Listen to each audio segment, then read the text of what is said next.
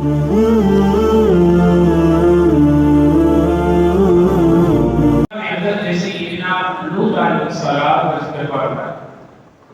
علیہ السلام جو اپنی قوم کو ایک عرصہ دراز اللہ کی عبادت اور گناہوں سے بچنے کی بارہا تاکید فرماتے اور بارہا انہیں تبلیغ فرماتے، لیکن یہ قوم نافرمانی پر نافرمانی، گناہوں پر گناہ، ظلم پر ظلم اور زیادتی کیے جا رہے ہیں۔ حضرت لوط علیہ السلام اپنی قوم کی اس بدکاری سے، جو کہ بجائے عورتوں سے نکاح کرنے کی خوبرو نوجوانوں سے اپنی خواہش کو پورا کرتے، جو اللہ تعالیٰ کو یہ انتہائی ناپسند۔ حضرت لوط علیہ السلام اپنے ذوالجلال کی بارگاہ میں نظرانداز کی تو اللہ تبارک و تعالیٰ نے جبریل امین علیہ السلام اور دیگر ملائکہ کو آپ کی خدمت میں بھیج دیا اور ارشاد فرمایا کہ جب لوط علیہ السلام اپنی قوم کی ظلم کی، ان کی بدکاری کی، ان کے گناہوں کی گواہی دے دے تو پھر ان پر عذاب مسلط کر دیا جائے۔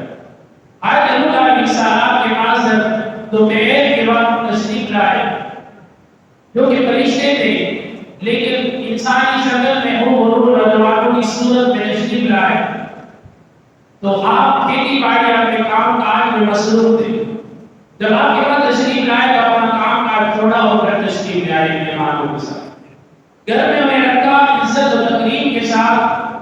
تو ادھر لوط علیہ السلام کی اہلیہ ان نوجوانوں کو اوباش دروازوں کو جا کر اطلاع کرتی ہے کہ لوط علیہ السلام کے پاس اس طرح سے خوب بھرو نوجوان آئے، تو وہ دوڑتے ہوئے لوط علیہ السلام کے پاس تشریف لاتے ہیں۔ لوط علیہ السلام انہیں روکنے کے لیے دروازہ بند کرتے ہیں، لیکن زور اور اپنی آزمائی کا مقابلہ کرتے ہیں۔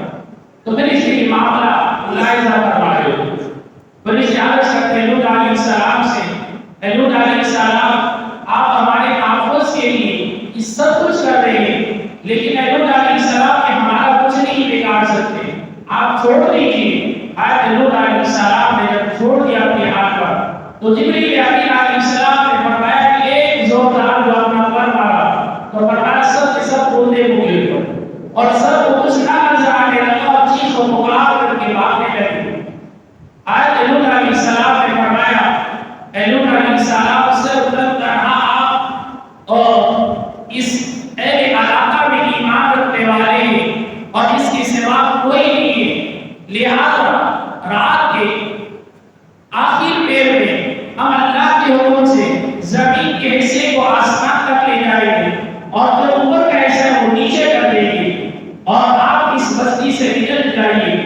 حضرت لوط علیہ السلام فرماتے ہیں آخر پیر تو بہت دور ہے، اولی پیر میں یعنی نافرمانی اس قدر کہ لوط علیہ السلام چاہتے ہیں کہ جلد از جلد اس قوم کو ہلاک ہو جائے، تو فرمایا کہ اللہ تعالیٰ کو حکم ہے کہ رات کے آخر پیر میں ان کا عذاب آئے گا، جب یہ سو رہے ہوں گے اللہ اکبر سبیل مغرب لوط علیہ السلام نکل پڑتے ہیں ملک شام کی طرف جہاں حضرت ابراہیم خلیل اللہ علیہ السلام نے فرمایا۔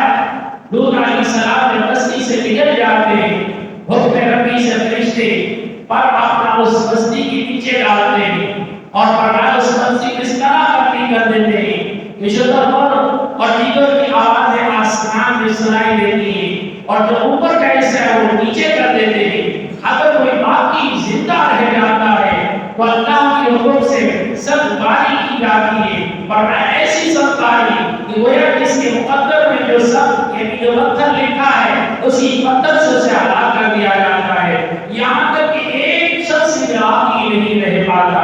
اللہ اکبر، یہ اللہ کا عذاب۔ نبی پاک علیہ السلام فرماتے جب اس بستی کے قریب سے جب آپ کا گزر ہوگا تو آپ فرماتے یہاں سے تیزی کے ساتھ گزر جاؤ، اس لیے کہ یہ نافرمان لوگوں کی بستی تھی، یہاں اللہ تعالیٰ کا قہر و غضب نازل ہوا اور فرمایا یہاں سے آہستہ نہیں تیزی کے ساتھ گزر جاؤ کہ ایسا نہ ہو تو تمہیں اللہ تعالیٰ کی گرفت میں آ جاؤ. اس لیے یاد رکھو مسلمانوں، بھلائی کا حکم دو، برائی سے منع کرو. پھر اس کے بعد حضرت شعیب علیہ السلام کی قوم کا ذکر ہے. شعیب علیہ تفصیل تو بڑی ہے، آپ کی قوم آپ اور تول میں کمی کرتے.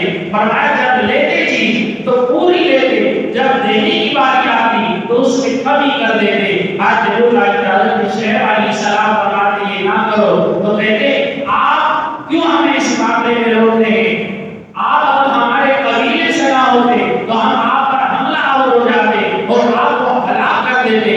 آج شعیب علیہ السلام فرمانے لگے کہ آپ مجھے اس بات کی دھمکی دے دو کہ میں آپ کے قبیلے سے ہوں اور مجھے قبیلے کی کوئی پرواہ نہیں، میں تو اللہ رب العالمین جل جلالہ و حکم و فرمان کو تک پہنچانا چاہ رہا ہوں، تمہیں اخری عذاب سے بچانا چاہتا ہوں. لہذا جب لوگ پورا دو تو جب بھی پورا دو، لیکن ایک اور وسیع چیز میں کسی قسم کی کمی پیشی نہ کرو. یہ اللہ کی نافرمانی بھی ہے اور دوسرا یہ حقوق کی بات بھی ہے کہ کسی بندے کے حق کل بھی کر لو گے تو کل قیامت کے روز کا جواب دو گے. یہ معاملات بیان ہونے کے بعد اللہ کریم جل جلالہ و علا اس کے بعد نماز ذکر ارشاد فرماتا ہے اقیم الصلاۃ طرفی النہار وزلفا من اللیل ان الحسنات یذہبن السیئات ذالک ذکریٰ للذاکرین. کہ نماز قائم کرو صبح کے قائم ہونے اور شام کے نکلنے سے کے وقت. فرمایا ان الحسنات یذہبن السیئات، بے شک گناہوں کو نیکیاں مٹا دیتی ہیں، گناہوں کو نیکیاں مٹا دیتی ہیں. ذالک ذکریٰ للذاکرین، یہ نصیحت ہے ان کے لیے جو نصیحت کو مانے. تو یہاں اللہ تعالیٰ نے صبح کی نماز کے قائم کرنے اور پھر شام کی نمازوں کے قائم کرنے کا ذکر فرمایا. کیوں فرمایا؟ اس لیے کہ انسان خطا کار ہے. فرمایا ہر ابن آدم خطا کار ہے. جب خطا ہو جائے تو فرمایا اس کے بعد نیکی کر لو. فرمایا تمہاری نیکی تمہارے گناہوں کو مٹا دے گی اور یہ نصیحت اس کے لیے جو نصیحت کو مانے. تو لہذا نصیحت کے دروازے کو بند نہ کرو، بار بار نصیحت کرتے رہو، بار بار تبلیغ کرتے رہو، بار بار بھلائی کی دعوت دیتے رہو. شاید کسی لمحے کسی وقت تمہاری اثر آموز گفتگو، حکمت آموز گفتگو، بڑی اثر انداز والی یہ گفتگو شاید اثر انداز ہو جائے اور سامنے والا اپنی برائی سے باز آ جائے. دعا ہے رب ذوالجلال کی بارگاہ میں اللہ کریم ہمیں قرآن و سنت کی روشنی میں عمل کی توفیق عطا